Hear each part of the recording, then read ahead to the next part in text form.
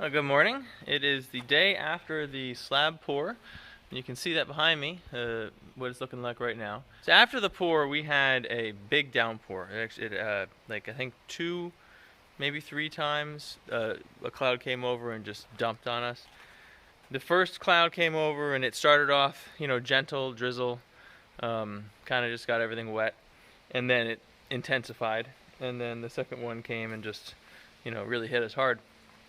And that all happened within 2 hours, less than 2 hours after the pour was completed. The whole pour took 2 hours. So the stuff we started with, it was more than that. But this area that's kind of in the front here, that was some of the stuff that was done later. But this actually, I think this discoloration is not related directly to that. I think it's just a low spot because that's where the water's kind of pooling. If you get real close and look at it, you can see there's a bit of water sitting on the top still, and this is the day after. So it's wet. The rest of it's got that white look. I can't remember if when the wall was curing, if it had that look to it. I think it might have. So there's a chance that that whiteness will go away. Yesterday, I thought we were in bad shape because of the rain, but today, I feel like things are looking pretty decent. I bet you this would be smoother if it wasn't for the rain, but this is a unfinished basement. I'm quite happy, content with that. As long as it, bears weight well, primarily, as long as the sections that have the support walls for the that travel all the way up the house, as long as those are strong and are able to carry the weight of the house, then I'm okay. I was looking up online about how you kind of deal with the water situation, and I don't really think there's a good option until it's fully dried at least one time. There's, some people say to get the water off, but then I saw some other things that said you want to make sure that you're first, until the top cures, you want to make sure that you don't disturb anything, move it out of the way. So I'm just going to leave it there, and we're going to see how it goes. But in the meantime, we have to move on to the next project, which is this retaining wall down here. So what we're doing here is we are doing the Nudura ICF system, but we are using only the 1 series stuff. No foam anywhere because it's a retaining wall, and I think that's ridiculous to put foam on a retaining wall. So we just got all those clips and whatnot that you saw in the when I did the wall.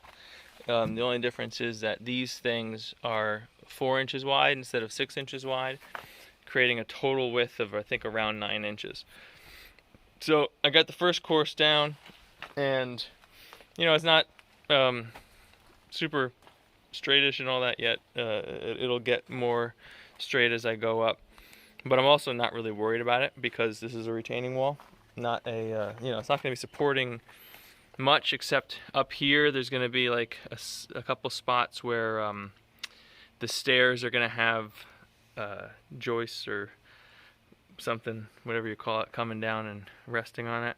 So it doesn't have to be perfect. It's just a retaining wall. So I'm just going to keep on making those boards using my jig just like I was before. And as I do the next layer, I'll put a row of straightening reinforcement to kind of make the whole thing stronger, because this plywood is not as strong as the foam is, surprisingly. So it's going to need a lot of extra reinforcement. Fortunately, I have a ton of scrap, so that should be no problem.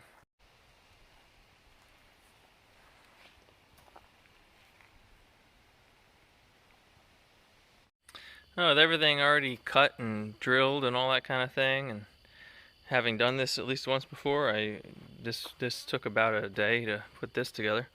So that's nice. And now we can see how the top of it is lining up with the ground behind. So you can see that it's actually a little high, which is fine because we'll just do a little bit more backfilling. Probably gonna, if I can, I'm gonna get those stumps removed, because I'd like to fill this in a little bit more and then smooth that out. But yeah, it's going along good. Then cleaning up this mess that's here so that the concrete truck can get in. That's it. That was so easy. It was today is the second day, and I did not work hard today at all. So that was easiest piece of concrete work that I've done so far. Other than, well, no, it was even easier than the slab, even though that was one day, but that was a little harder. I just got a bunch of supports, kind of tying that seam together. Got a few super sketch boards, just making sure everything stays vertical, which I'm sure it will. The only thing I haven't done yet, I got to do spray foam along the bottom to make sure it stays in place. And this will be my method of getting up there. I'm going to use this board to kind of, I can't lift it with one hand, but basically I'm going to hold that up against the side like that, so that because the concrete's going to come down a chute, and it's going to, hopefully most of it will go in, but what doesn't, hopefully will hit the board and go in, and I'll just be moving along with it. We'll do the first 4 feet, and then we'll do the second 4 feet after that, and do some vibration in between, and that'll be that. Scheduled for a week from now.